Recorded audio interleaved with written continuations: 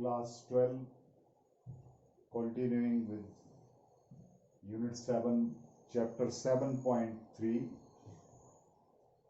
Motivation, Meaning and Importance, अभिप्रेरणा, अर्थ एवं महत्व। यहाँ पर आज बात होगी अभिप्रेरणा के महत्व के बारे में, importance of motivation. Francis Likert ने मोटिवेशन को द कोर ऑफ मैनेजमेंट का दर्जा दिया, प्रबंध का हृदय इसे कहा। और ये बात स्वाभाविक भी है क्योंकि एलन के शब्द थे कि poorly motivated people can nullify the soundest organization। अपर्याप्त रूप से अभिप्रेरित कर्मचारी व्यक्ति संगठन को निकम्मा बनाकर छोड़ देते हैं, बेकार कर देते हैं, वो नलीफाई कर देते हैं बेहतरीन संस्था को भी। तो इन्हीं शब्दों से मालूम पड़ता है कि अभिप्रेरणा जो है वो एक ऐसी शक्ति है जो संगठन को खड़ा करने में, उसको आगे बढ़ाने में और एक ऐसी स्थिति में पहुंचाने में मददगार सिद्ध होती है जो शायद अन्यथा संभव ना हो। अब रही जहां तक बात करते हैं हम कर्मचारियों की, तो कर्मचारियों को अभिप्रेरित करने से ये संभव हो पाता है कि जो संस्था के उद्देश्य हैं, संस्थागत उद्देश्य, उनको हासिल किया जा सकता है, प्राप्त किया जा सकता है। तो इसी के मद्देनजर बात करते हैं उन बिंदुओं की, उन पॉइंट्स की जो कि मोटिवेशन की इंपॉर्टेंस को शो करते हैं। पहला है निष्पादन स्तर में सुधार, इंप्रूव्स परफॉर्मेंस लेवल। कोई भी कर्मचारी संस्था में जब वो काम कर रहा होता है तो दो बातें होती हैं, विलिंगनेस टू वर्क, कार्य करने की इच्छा, और दूसरा होता है उसकी कार्य करने की योग्यता। और ये एबिलिटी की बात है, ability to do work and willingness to do work. रही बात एबिलिटी की, तो ये प्रशिक्षण और शिक्षण, एजुकेशन और ट्रेनिंग से इसे सुधारा जा सकता है। रही बात इच्छा की, अगर इच्छा की बात करेंगे तो एबिलिटी और इच्छा में, इच्छा जो है वो बड़े मायने रखती है और ये इच्छा शक्ति होती है, मोटिवेट करके ही ये हासिल की जा सकती है।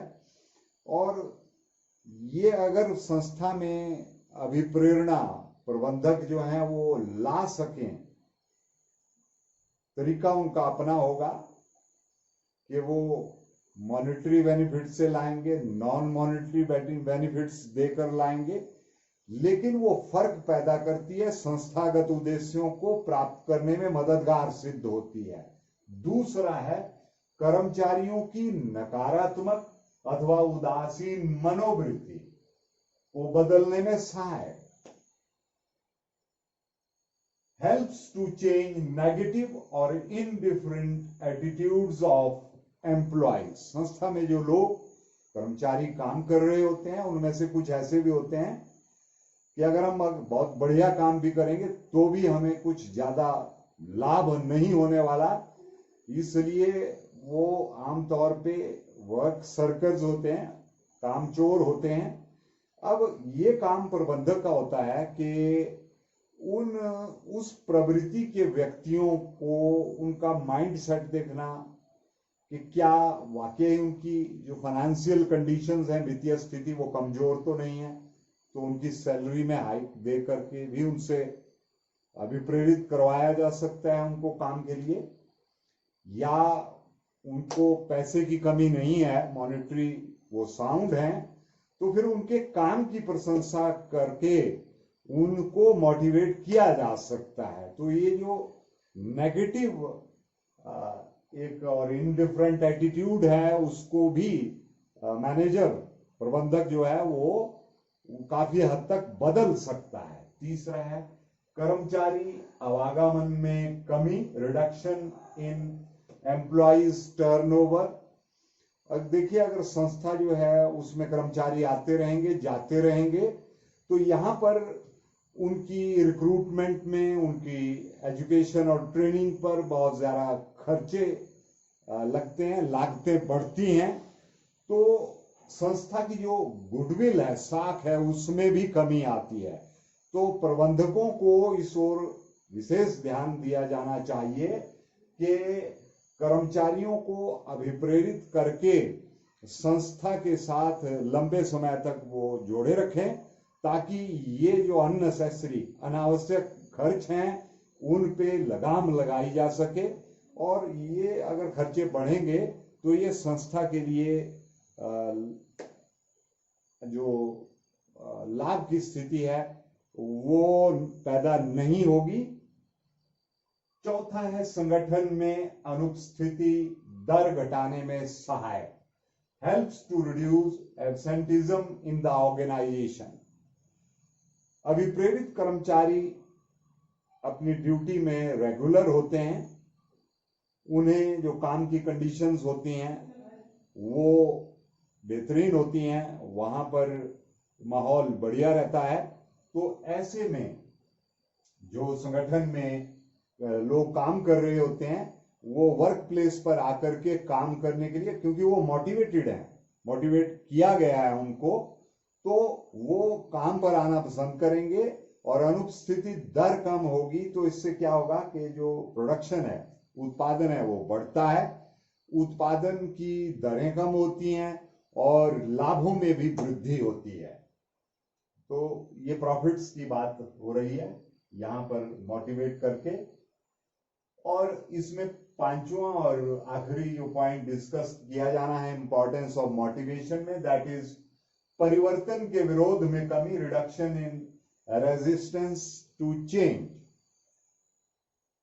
बदलते वातावरण में व्यवसाय को बदलना होता है, और बदलाव वो चीज है, चेंज वो चीज है जिसका आमतौर पर बहुत जबरदस्त विरोध होता है।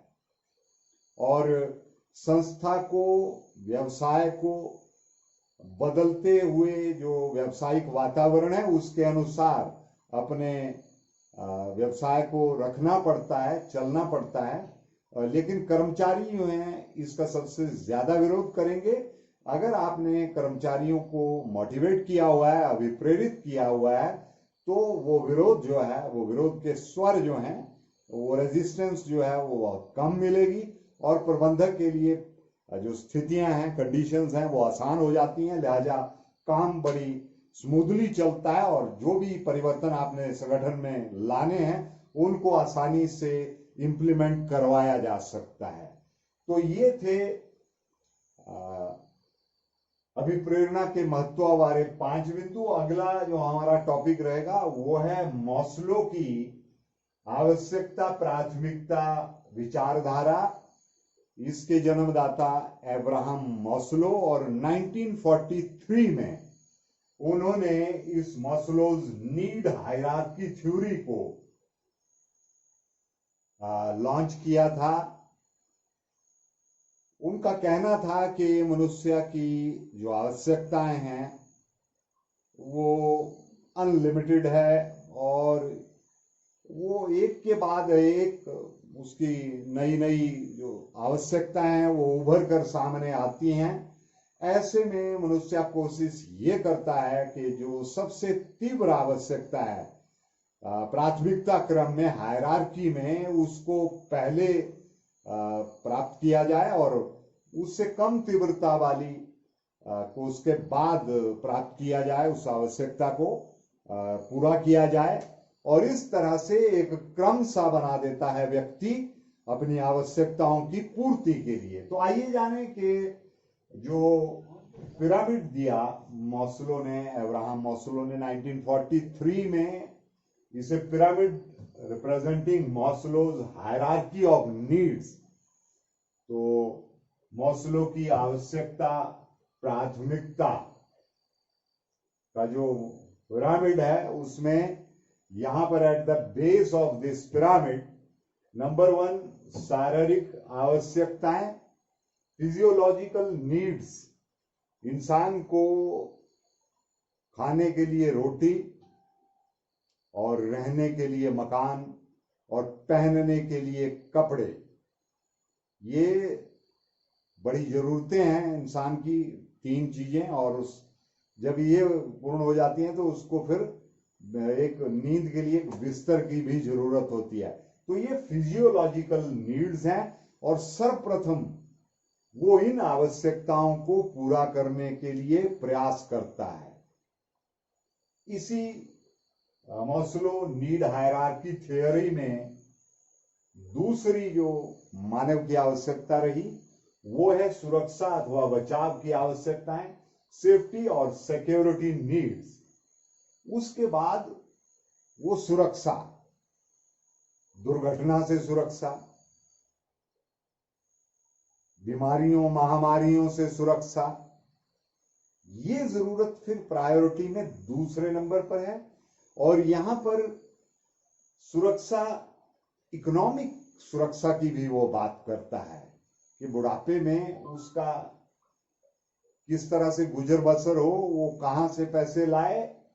तो वो इकोनॉमिक सिक्योरिटी भी चाहता है वो कि स्थायी तौर पे नौकरी करे और नौकरी के बाद उसको पेंशन लगे। तो दूसरी थी सेफ्टी और सिक्योरिटी नीड्स, प्राथमिकता के क्रम में 2 नंबर पे। तीसरा संबंधन अथवा सामाजिक आवश्यकता, एफिलिएशन और सोशल नीड्स। मनुष्य एक सामाजिक प्राणी है और वो चाहता है कि वो अपना दुख सुख जो है वो अपने मित्रों रिश्तेदारों के साथ शेयर करे। और इस तरह से तीसरी आवश्यकता मनुष्य की एफिलिएशन और सोशल नीड्स, उन मानव संबंधों की है जो रिश्तेदारों के रूप में और मित्रों के रूप में उसके साथ सुख दुख शेयर करने के लिए और अपना सामाजिक दायरा बनाने के लिए उसकी आवश्यकता को पूरा करता है। चौथा है सम्मान की आवश्यकताएं, एस्टीम नीड्स। ये इसे आप ईगो नीड्स भी कह सकते हैं। उसका होता है, एक ईगो होती है, तो फिर वो उस को संतुष्ट करने के लिए प्रयासरत होता है। सम्मान के समाज में उसका एक नाम हो, उसकी पहचान हो और इस तरह से वो अच्छे पद पर काम करे, ये जिससे उसको पावर मिले, अधिकार प्राप्त हो। ये चौथे क्रम पर मॉस्लो ने इस चीज को, आवश्यकता को अरेंज किया। और आखिरी होती है आत्म प्राप्ति की आवश्यकताएं, सेल्फ एक्चुअलाइजेशन नीड्स। वो व्यक्ति जब क्रम में 5वें नंबर पर पहुंचता है, मान लो एक वो अच्छा खिलाड़ी है तो वो चाहता है कि उसका बहुत बड़ा नाम हो। अगर वो संगीतकार है तो चाहता है कि वो संगीत की दुनिया में नायाब हो। अगर वो गीत गाता है तो उसका गायन में अपना एक अलग पहचान हो। और अगर कोई टीचिंग में है तो वो चाहेगा कि उसका टीचिंग में एक नया रुतबा हो, उसकी जो टेक्नोलॉजी है, मेथोडोलॉजी है और विद्यार्थियों को डील करने का तरीका है वो एक एग्जाम्पलरी तरीका हो। तो ये आखिरी आत्म प्राप्ति की आवश्यकताओं में इसको क्रम में 5वें नंबर पर अब्राहम मॉस्लो ने रखा। तो ये था वो पिरामिड जिसकी बात करते हैं। तो इस तरह से अब्राहम मॉस्लो ने वो जो आदमी की सबसे तीव्र आवश्यकता है, उसके लिए एक क्रम सा तैयार कर दिया। एक को पूर्ण होते ही दूसरा, तीसरा, और ये क्रम लगातार जारी रहता है। और इस तरह से ये आदमी जीवन में प्रयासरत रहता है, अभिप्रेरित रहता है। अगर ऐसी आवश्यकताएं ना हो तो शायद फिर वो आगे उसके लिए जीवन में कठिनाइयों का सामना हो, उसके पास कोई उद्देश्य ना हो और वो इंसान भटक सकता है। तो इस तरह से वो प्रयासरत रहता है और ये एक सिस्टम को चलाने में भी मददगार होता है। अब मॉस्लो की जो विचारधारा है उसकी मान्यताओं की बात कर लेते हैं। एजम्पशंस ऑफ मॉस्लोज थ्योरी, इसमें 4 एजम्पशंस की बात की गई है। लोगों का व्यवहार उनकी आवश्यकताओं से प्रभावित होता है, 4 बातें होंगी यहां पर। दूसरा, लोगों की आवश्यकताएं अनेक हैं और उनका क्रम निर्धारित किया जा सकता है। तीसरा, संतुष्ट आवश्यकता से अभिप्रेरणा बंद हो जाती है। इसके बाद अगली उच्च स्तरीय आवश्यकता अभिप्रेरणा का काम करती है, क्योंकि एक की पूर्ति हुई तो आदमी दूसरी आवश्यकता की पूर्ति के लिए फिर दोबारा मोटिवेट हो जाता है और उस काम में जुट जाता है। नहीं तो वो जीवन में अगर एक ही काम करेगा तो एक काम के बाद फिर वो दोबारा बैठ जाएगा, वो जीवन में प्रयास नहीं करेगा। चौथा, लोग अगली उच्च स्तरीय आवश्यकता पर तभी जाते हैं जब निम्न स्तरीय आवश्यकता संतुष्ट हो जाती है। तो ये क्रम इस तरह से बदस्तूर जारी रहता है।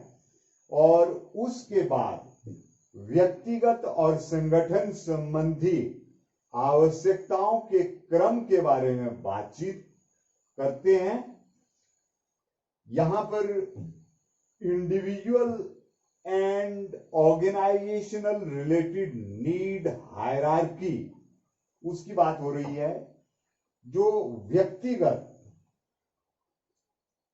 आवश्यकताओं का क्रम और संगठन संबंधी आवश्यकताओं का क्रम है, उनके सारणी देख लेते हैं, चेक कर लेते हैं। इंडिविजुअल नीड हायरार्की में सबसे पहले इंसान भूख को, हंगर जो है, पेट की आग को, उसको शांत करता है।